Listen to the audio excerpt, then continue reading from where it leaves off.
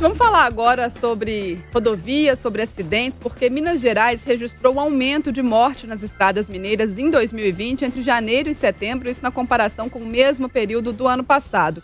Foram 510 pessoas que perderam a vida em ocorrências neste ano, contra 468 em 2019. E aí o que chama atenção nessa situação é que em 2020, nesse ano, foram registrados menos acidentes. E aí, para analisar essa situação, a gente vai conversar agora com o Rodolfo Risotto, ele é coordenador do SOS Estradas. Bom dia para você, Rodolfo, seja bem-vindo ao Central 98. Bom dia aos ouvintes da 98, e eu vou tomar cuidado para não jogar o meu computador na parede, porque estou no Rio de Janeiro, não dá para ir a Belo Horizonte. Isso aí mesmo, toma cuidado, mas se precisar pode mandar aqui para BH que a galera resolve. Rodolfo, a gente está com uma situação aí, né, curiosa, que não bate, não fecha muito bem a conta, que é essa questão aí, a gente ter menos acidentes nesse ano e mais mortes. Como é que a gente explica ou como é que você avalia essa situação? Na realidade, isso é fruto de um processo que ocorreu desde o ano passado, né?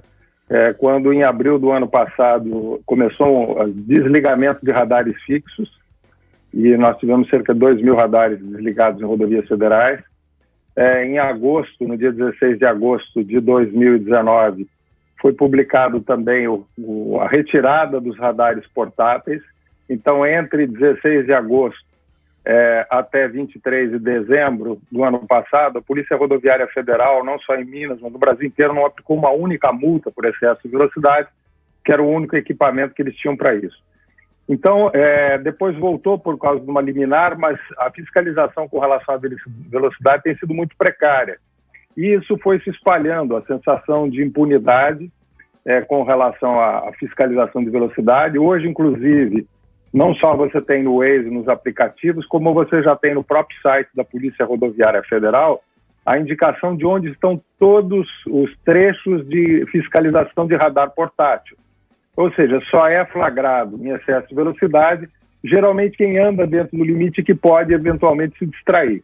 Aqueles que têm o hábito e a prática de andar em velocidades absurdas, como a gente vê no YouTube aí alguns casos de gente que posta vídeos viajando a 190, 200, 250, chegam a atingir 300 por hora em rodovia, essas pessoas sabem onde tem fiscalização. E por que tem mais mortes, apesar de uma redução de acidentes? Porque os acidentes são mais graves e a velocidade ela está relacionada diretamente com os óbitos. Se você tiver uma grande velocidade, a possibilidade de sobrevivência diminui muito. Talvez seja essa uma das explicações. E se vocês pedirem à Polícia Rodoviária Federal, não só de Minas Gerais, como do Brasil, informação sobre as multas aplicadas nos radares portáteis, que são os únicos que a Polícia Rodoviária Federal pode operar. Os fixos são DENIT ou concessionária de rodovia, ou DR, mas aí já é rodovia estadual. Vocês vão apurar imediatamente uma redução brutal da fiscalização de velocidade. E isso vai resultar em mortes. Não são acidentes, é falta de fiscalização e falta de punição a esses infratores contumazes que colocam a vida deles e de todos em risco. Rodolfo, bom dia. João Henrique do Vale, prazer falar com você. Rodolfo, chamou atenção nesses dados, porque a gente, neste ano, nós tivemos, né, por causa da pandemia, o isolamento social e a gente teve menos veículos nas rodovias. Isso também favoreceu para o aumento de velocidade e eu já emendo uma outra questão dos acidentes que nós tivemos com múltiplas vítimas envolvendo veículos de carga. O que a gente pode falar sobre essa situação? A menor presença de veículos ainda estimulou mais, porque não era só menos veículos, era também falta de fiscalização. Ou seja, a sensação de que não tinha fiscalização. Você passava nas rodovias e você percebia, a não ser quando tem operações específicas, em que não tinha fiscalização de velocidade, né? E isso ocorreu também com os veículos de carga. Primeiro, eles já trabalham numa pressão muito grande com relação à jornada e horário. E nesse período, muitos estavam trabalhando também em fadiga total. Eles já trabalham no regime análogo à de escravidão.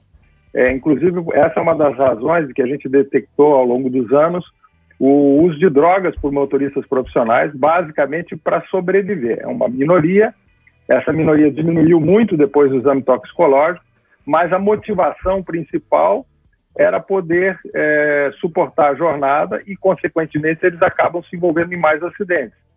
e também andando em velocidade maior e com menos fiscalização também para o setor do transporte de carga, não só com relação à velocidade, como jornada também desses profissionais. Até porque na pandemia houve uma certa tolerância com relação a esse público.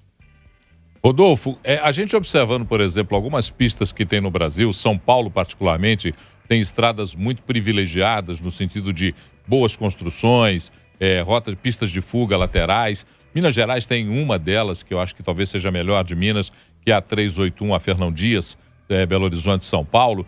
E se a gente comparar estradas com a mesma característica em outros países, essas estradas em outros países têm um limite maior de velocidade.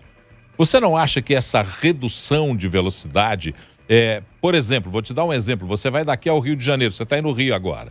Se você vier para Belo Horizonte, você vai passar a linha Eubank da Câmara e vai ter um radar numa rodovia federal marcando 30 km por hora, ou 40, salvo engano. Se você não acha que esse tipo de ação não estimula a transgressão, se eu vejo que eu tenho que, por exemplo, numa rodovia onde eu posso andar um pouco mais, eu fico contido por uma sinalização, por um entendimento de que ali tem que andar menos, eu não fico mais suscetível a transgredir? É só para dar mais uma acalorada nessa discussão. Bom, com relação aos limites de velocidade, esses radares, como você citou na 040, por exemplo, no trecho entre Rio e Belo Horizonte, a gente precisa entender o seguinte: qual é a principal avenida da maioria das cidades do interior do Brasil? É a rodovia. Então, se você diz, vou desligar o radar fixo, como foi feito, você tem que dar uma alternativa para os pedestres. Por quê? Porque as pessoas moram de um lado da rodovia, trabalham do outro, estudam de um lado e vão às compras no mercado do outro, o hospital é de um lado, a igreja é do outro. Então, qual é a segurança que você oferece? Você oferece uma passarela? Não. Você oferece um túnel de passagem por baixo? Não. Você simplesmente desliga o radar, coloca uma placa e acha que os motoristas vão respeitar. Eles não respeitam. É lógico que a maioria respeita, mas a minoria que não respeita, ela coloca em risco a vida de pedestres, que são os mais frágeis dentro do trânsito.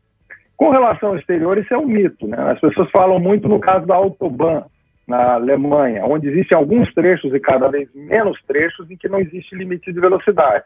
Mas se você sofrer um acidente, eles têm uma velocidade recomendada que é 130 km por hora, com rodovias muito melhores do que nós temos. A tendência hoje na Europa é 110 km por hora, com rodovias muito melhores do que nós temos aqui na média, em particular, inclusive, na que você citou, que é a própria Fernão Dias, né, que é uma rodovia de traçado antigo e não tem o mesmo grau de segurança que as rodovias europeias.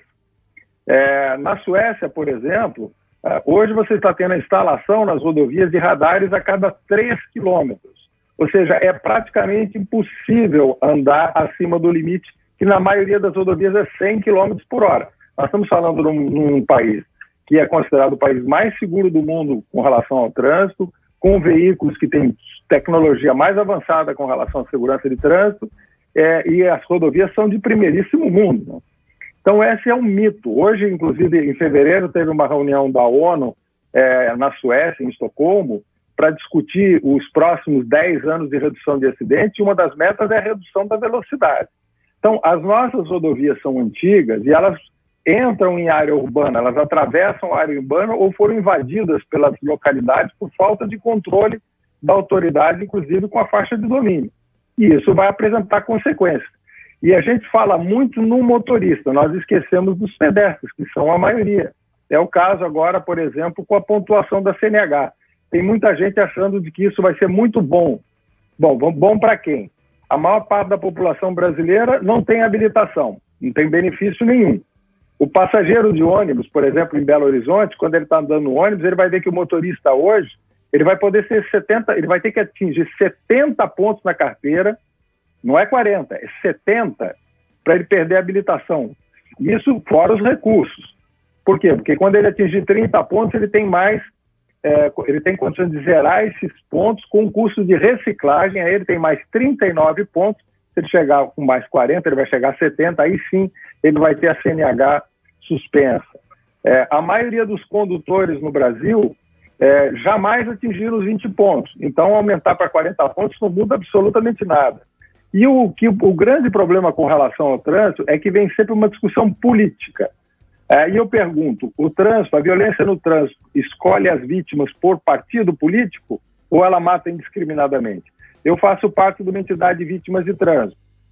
Inclusive, outro dia conversava com um pai que perdeu um filho e o pai era fanático pelo governo atual e o filho era de esquerda radical. E eles tinham discussões e brigas homéricas. Ele falou, eu daria tudo para brigar com o meu filho. E o meu filho morreu num acidente.